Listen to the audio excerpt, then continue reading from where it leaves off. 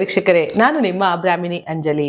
ಬನ್ನಿ, ಸಿಂಹ ರಾಶಿಯವರು ಫೆಬ್ರವರಿ ತಿಂಗಳ ಮಾಸ ಭವಿಷ್ಯ ಹೇಗಿದೆ ನೋಡ್ತಾ ಹೋಗೋಣ. ನೋಡಿ, ಸಿಂಹ ರಾಶಿಯವರಿಗೆ ಆಲ್ರೆಡಿ ಈಗ ಅಷ್ಟಮದಲ್ಲೇ ಶನಿ ಇರೋದ್ರಿಂದ ಏನಾಗ್ತಿದೆ, ಎಲ್ಲ ಕೆಲಸಗಳಲ್ಲೂ ಅಡೆತಡೆ ಆಗ್ತಿದೆ. ಇವತ್ತಾಗತ್ತೆ, ನಾಳೆ ಆಗತ್ತೆ, ಆಚೆ ನಾಡಿದ್ದಾಗತ್ತೆ ಅಂತ ಹೇಳಿ. ಸೊ ಹಾಗಾಗಿ ತುಂಬಾ ಕಾಯುವಂತಹ ಒಂದು ಸಮಯ ನಿಮಗೆ ಆಗ್ಬಿಡಿದೆ. ಇವತ್ತಾಗತ್ತಪ್ಪ, ನಾಳೆ ಆಗತ್ತೆ ಅಂತ ಹೇಳಿ. ಯಾಕೆಂದ್ರೆ ಸಿಂಹ ರಾಶಿಯವರು ಸುಮ್ಮನೆ ಕೂರುವಂತಹ ವ್ಯಕ್ತಿಗಳೇ ಅಲ್ಲ. ಸದಾ ಏನಾದ್ರು ಒಂದು ಕೆಲಸ ಕಾರ್ಯಗಳಲ್ಲಿ ಮಗ್ನರಾಗಿರೋಂಥವ್ರು, ಅದ್ರ ಬಗ್ಗೆ ಗಮನವಿಟ್ಟು ಕೆಲಸ ಮಾಡೋವಂಥವ್ರು. ಯಾಕೆಂದ್ರೆ ಸಿಂಹ ರಾಶಿಯವರು ಅಂದ್ರೆ ಪರ್ಫೆಕ್ಟ್ ಲೈಫ್ ನ ಮಾಡೋವಂಥವ್ರು. ಏನಾದ್ರು ಅಂದುಕೊಂಡದ್ದನ್ನ ಅಂದ ರೀತಿಯಲ್ಲೇ ಮಾಡುವಂತಹ ವ್ಯಕ್ತಿಗಳೇನಾದ್ರು ಇದ್ರೆ ಅದು ಸಿಂಹ ರಾಶಿಯವರು. ಯಾಕೆಂದ್ರೆ ಸಿಂಹದ ಒಂದು ಸಿಂಬಲ್ ನ ಹೊಂದಿರುವಂತಹ, ಕಾಡಿನ ರಾಜ ಆಗಿರುವಂತಹ ಸಿಂಹ ಹೇಗೆ ನಿಶಬ್ದವಾಗಿರುತ್ತೆ, ಅದ್ರ ಘರ್ಷಣೆ ಯಾವಾಗ್ಲೂ ಇತ್ತ ಅಂದ್ರೆ ತನಗೆ ಎದುರಾಳಿಗಳು ಯಾರು ಆ ರೀತಿ ವೈರಿಗಳು ಸರಿಸಮಾನವಾಗಿದ್ದಾರೆ ಅಂದ್ರೆ ಮಾತ್ರ ಅಂತವ್ರ ಜೊತೆ ಹೊಡೆದಾಡ್ತಾರೆ ಹೊರತು ಕಂಡ ಜೊತೆ ಎಲ್ಲ ಹೊಡೆದಾಡುವಂತಹ ಒಂದು ರಾಶಿಯವರಲ್ಲ ಸಿಂಹ ರಾಶಿಯವರು. ಯಾಕೆಂದ್ರೆ ಅವ್ರಿಗೆ ಪೈಪೋಟಿ ಕೊಡೋರು ಅವರಷ್ಟೇ ಬಲಾಢ್ಯರಾಗಿರ್ಬೇಕು. ಹಾಗಂತ ಮಾತ್ರ ಅವ್ರು ಪೈಪೋಟಿನ ಕೊಡ್ತಾ ಹೋಗ್ತಾರೆ. ಇಲ್ಲಾಂದ್ರೆ ಅವ್ರ ಪಾಡಿಗೆ ಅವರು ಸುಮ್ನೆ ಸೈಲೆಂಟ್ ಆಗ್ಬಿಡ್ತಾರೆ. ಅಂದ್ರೆ ಮೌನವಾಗಿದ್ದಾರೆ ಅಂತ ಅಂದ್ರೆ ಅವ್ರು ಸುಮ್ನೆ ಮೌನವಾಗಿದ್ದಾರೆ ಅಂತಲ್ಲ, ಅವ್ರ ಕ್ಯಾಲ್ಕುಲೇಷನ್ ಬೇರೆ ತರ ಇರ್ತದೆ. ಹಾಗಾಗಿ ಸಿಂಹ ರಾಶಿಯವರಿಗೆ ಯಾವುದೇ ತರ ಪರ್ಫೆಕ್ಟ್ ಲೈಫ್ ನ ಮಾಡುವಂತದ್ದು ಲೈಫ್ ಇರೋದ್ರಿಂದ, ಸಿಂಹ ರಾಶಿಯವರಿಗೆ ಪರ್ಫೆಕ್ಟ್ ಲೈಫ್ ನ ಮಾಡುವಂತಹ ಒಂದು ರಾಶಿಯವರಾಗಿರೋದ್ರಿಂದ ಇಲ್ಲೂ ಒಂದು ಕಡೆ ಯಾಕೋ ಸುಮ್ನೆ ಕುಳಿತುಕೊಂಡಿದ್ನಲ್ಲ, ಯಾವ ಕೆಲಸಗಾರಿಗಳು ಆಗ್ತಾ ಇಲ್ವಲ್ಲ, ನಾನು ಅನ್ಕೊಂಡಂಗೆ ಯಾವ್ದು ಸಾಧನೆ ಮಾಡಕ್ ಆಗ್ತಿಲ್ವಲ್ಲ ಅನ್ನೋ ಮನೋಚಿಂತೆ ಜಾಸ್ತಿ ಆಗಿದೆ. ಖಂಡಿತ ಒಳ್ಳೇದಾಗತ್ತೆ ವೀಕ್ಷಕರೇ. ಯಾಕಂದ್ರೆ 11ನೇ ಮನೆಯಲ್ಲಿ ಗುರು ಇದ್ದಾನೆ. ಯಾಕಂದ್ರೆ ಗುರುವಿನ ದೃಷ್ಟಿ ಪ್ರಮುಖವಾಗಿ ಬೇಕಾಗಿರೋದ್ರಿಂದ, ನಿಮಗೆ ಗುರುವಿನ ಬಲಾಢ್ಯ ನಿಮ್ಮ ಮೇಲೆ ಇರೋದ್ರಿಂದ ಖಂಡಿತ ಒಳ್ಳೇದಾಗತ್ತೆ. ಯೋಚನೆ ಬೇಡ. ಅಷ್ಟಮ ಶನಿ ಇದೆ, ಎದುರ್ಕೋಬೇಡಿ. ಅಷ್ಟಮ ಶನಿ ಇದ್ರೇನಂತೆ, ಖಂಡಿತ ಅದಕ್ಕೆ ತಕ್ಕಂತೆ ಅದಕ್ಕೆ ಪರಿಹಾರಗಳನ್ನು ಮಾಡ್ಕೊಳ್ಳೋದ್ರಿಂದ ಫಲಾನುಫಲಗಳನ್ನು ನೀವು ನೋಡ್ತಾ ಹೋಗ್ಬೋದು. ನೋಡಿ, ಯಾವಾಗ್ಲೂ ಸಿಂಹ ರಾಶಿಯವರಿಗೆ ಶನಿ ಒಳ್ಳೇದ್ ಮಾಡಲ್ಲ ಅಂತ ಹೇಳ್ತಾರೆ. ಯಾಕೆ? ತಂದೆ ಆದಂತಹ ಮಗನ ಸಂಬಂಧ ಇರೋದ್ರಿಂದ ಸಿಂಹ ರಾಶಿಯು ಸ್ವಲ್ಪ ಸಮಯ ಅಡೆತಡೆಗಳಾಗ್ಬೋದೇ ಹೊರತು ಕೊಡುವಂತಹ ರಿಸಲ್ಟ್ ತುಂಬಾ ಸೂಪರ್ ಆಗಿ ಕೊಡ್ತಾ ಹೋಗ್ತಾರೆ ಶನೇಶ್ವರ. ಯಾಕಂದ್ರೆ 7ನೇ ಮನೆ ಅಧಿಪತಿನೂ ಅವನೇ ಆಗಿರೋದ್ರಿಂದ, 8ನೇ ಮನೆ ಅಧಿಪತಿಯೂ ಕೂಡ ಅವನೇ ಆಗಿರೋದ್ರಿಂದ ಖಂಡಿತ ನಿಮಗೆ ಒಳ್ಳೆ ರಿಸಲ್ಟ್ ನ ಕೊಡ್ತಾ ಹೋಗ್ತಾರೆ. ನೋಡಿ, ಒಬ್ಬ ಮನುಷ್ಯ ತಾನು ಏನೇ ಮಾಡ್ತಾ ಇರ್ತಾನೆ ಅನ್ಕೊಳ್ಳಿ, ಅವ್ನು ಇಷ್ಟು ಮಟ್ಟಿಗೆ ಸಂಪಾದನೆ ಬರುತ್ತೆ ಅಂತ ಹೇಳ್ಬೋದೇ, ಅಥವಾ ಇಷ್ಟು ದುಡ್ಡು ಬರುತ್ತೆ ಅಂತ ಹೇಳ್ಬೋದೇ ಹೊರತು ಆ ಒಂದು ಸಮಯ ನನಗೆ ಯಾವ ಟೈಮಲ್ಲಿ ಏನ್ ಆಗತ್ತೆ ಅಂತ ಪರ್ಫೆಕ್ಷನ್ ಆಗಿ ಹೇಳೋಕೆ ಸಾಧ್ಯನೇ ಇಲ್ಲ. ಅದಕ್ಕೆಲ್ಲ ಸೂತ್ರಧಾರಿ ಅವ್ರ ದೇವರೊಬ್ಬ ಇಟ್ಟಿರ್ತಾನೆ. ಅಂದ್ರೆ ಏನು ಮಾಡ್ಬೇಕು, ಯಾರಿಗೇನ್ ಕೊಡ್ಬೇಕು, ಯಾರಿಗೇನ್ ಕೊಡಬಾರ್ದು ಅನ್ನೋದನ್ನ ಆ ಪರಮಾತ್ಮನಿಗೆ ಗೊತ್ತಿರೋದ್ರಿಂದ, ಆ ಪರಮಾತ್ಮನ ಇಚ್ಛೆಯಂತೆ ಎಲ್ಲವೂ ನಡೆಯೋದ್ರಿಂದ ಖಂಡಿತ ಒಳ್ಳೇದಾಗ್ತಾ ಹೋಗುತ್ತೆ. ಜೊತೆಗೆ ಸಿಂಹ ರಾಶಿಯವರು ಯಾರು ಇರ್ಲಿರಿ, ಅವರು ತುಂಬಾ ಅತಿಯಾಗಿ ಈಶ್ವರನ ಭಕ್ತರಾಗಿರ್ತಾರೆ.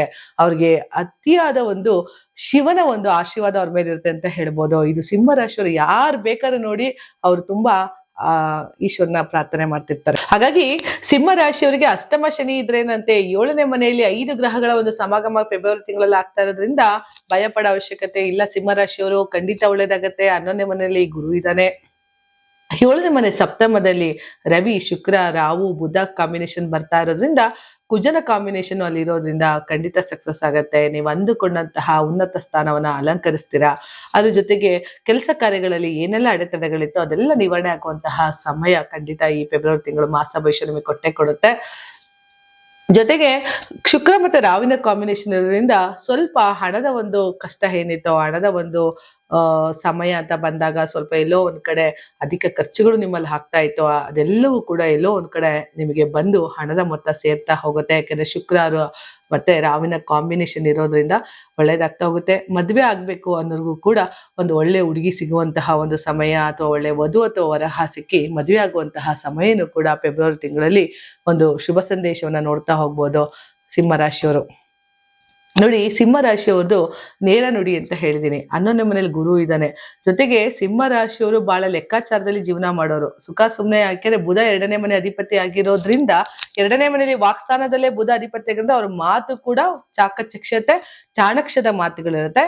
ಜೊತೆಗೆ ಸಂಪಾದನೆ ಅಂತ ಬಂದಾಗ ಅಷ್ಟು ಮಟ್ಟಿಗೆ ಹಣವನ್ನ ಖರ್ಚು ಮಾಡಲ್ಲ ಅವರು. ಯಾಕೆಂದ್ರೆ ಕೂಡಿಡುವಂತಹ ಒಂದು ಚಾಕಚಕ್ಯತೆ ಬುದ್ಧಿ ಅವ್ರಲ್ಲಿ ಜಾಸ್ತಿ ಇರುತ್ತೆ. ಬುಧ 2ನೇ ಮನೆ ಇರೋದ್ರೆ ಕ್ಯಾಲ್ಕುಲೇಟ್ ಮೈಂಡ್ ಜಾಸ್ತಿ ಇರುತ್ತೆ.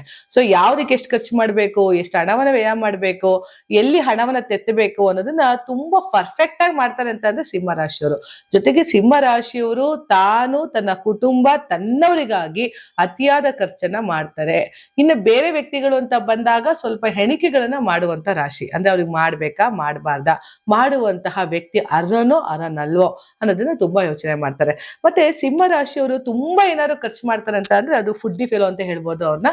ಯಾಕೆಂದ್ರೆ ಫುಡ್ ನ ಬಹಳ ಇಷ್ಟಪಟ್ಟು ತಿನ್ನುವಂತಹ ಒಂದು ರಾಶಿ. ಇಂಥದೇ ಫುಡ್ ಬೇಕು, ಅದಕ್ಕೆ ಗಮನವನ್ನ ಹರಿಸಿ ಅದ್ರ ಬಗ್ಗೆ ಒಂದು ಗಮ್ಯ ಇದೆ ಆ ಫುಡ್ಡಿನ ಬಗ್ಗೆ ಅಂತ ಅದು ಸಿಂಹ ರಾಶಿಯವ್ರಿಗೆ ಇರ್ತದೆ. ಯಾಕೆಂದ್ರೆ ಸಿಂಹ ಏನ್ ಬೇಕಾದ್ರೂ ತಿನ್ನಲ್ಲ, ಅದಕ್ಕೆ ಏನ್ ಬೇಕೋ ಅದನ್ನೇ ತಿನ್ನುತ್ತೆ ಅಂದಾಗ ಅಂತಹ ವ್ಯಕ್ತಿಗಳು ಕೂಡ ರಾಶಿಲಿ ಹುಟ್ಟಿರೋರು ಕೂಡ ಆಹಾರದ ವಿಚಾರ ಅಂತ ಬಂದಾಗ ತಮಗೆ ಇಷ್ಟವಾಗುವಂತಹ ಆಹಾರವನ್ನ ಸೇವನೆ ಮಾಡುವಂಥದ್ದು, ಇಲ್ಲಾಂದ್ರೆ ಅದ್ರ ಬಗ್ಗೆ ವ್ಯರ್ಜ ಬೇಡ ಅಂತಾನೆ ಬಿಟ್ಬಿಡ್ತಾರೆ. ಹಾಗಾಗಿ ಆಹಾರದ ಬಗ್ಗೆ ಅತಿ ಹೆಚ್ಚು ಗಮ್ಯವನ್ನು ಹೊಂದಿರುವಂತಹ ರಾಶಿ ಅಂತ ಅಂದ್ರೆ ಅದು ಸಿಂಹ ರಾಶಿಯವರು. ಖಂಡಿತ ಅವ್ರು ಅಂದುಕೊಂಡಂತಹ ಒಂದು ಭೋಜನ ಮಾಡುವಂತಹ ಸಮಯ, ಒಳ್ಳೆಯ ಊಟ ಸಿಗುವಂತಹ ಒಂದು ಸಮಯ ಸಿಂಹ ರಾಶಿಯವ್ರಿಗಾಗಿರೋದ್ರಿಂದ ಸಿಂಹ ರಾಶಿಯವರು ನೋಡಿ ತುಂಬಾ ಖುಷಿ ಪಡೋದು ಯಾವ್ದ್ರಲ್ಲಿ ಅಂತ ಅಂದ್ರೆ ಒಂದು ಕೆಲಸದಲ್ಲಿ, ಒಂದು ತಿನ್ನುವ ವಿಚಾರದಲ್ಲಿ.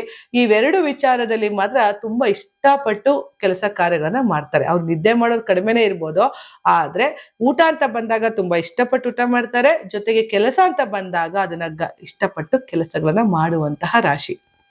ಹಾಗಾಗಿ ಸಿಂಹ ರಾಶಿಯವರಿಗೆ ಈ ಫೆಬ್ರವರಿ ಮಾಸ ಭವಿಷ್ಯದಲ್ಲಿ ಒಳ್ಳೆಯ ಫಲಾನುಫಲಗಳು ನೋಡೋದ್ರಿಂದ 7ನೇ ಮನೆಯಲ್ಲಿ ಅಂದ್ರೆ ಸಪ್ತಮದಲ್ಲಿ ವ್ಯವಹಾರದಲ್ಲಿ ಇರ್ಬೋದು, 7ನೇ ಮನೆಯಲ್ಲಿ 5 ಗ್ರಹಗಳ ಸಮಾಗಮ ಆಗ್ತಾ ಇರೋದ್ರಿಂದ ನೀವು ಅನ್ಕೊಂಡಂತಹ ಕೆಲಸ ಕಾರ್ಯಗಳಲ್ಲಿ ಸಕ್ಸಸ್ ಅನ್ನ ನೋಡುವಂತರಾಗಿರ್ತಾರೆ ಸಿಂಹ ರಾಶಿಯವರು.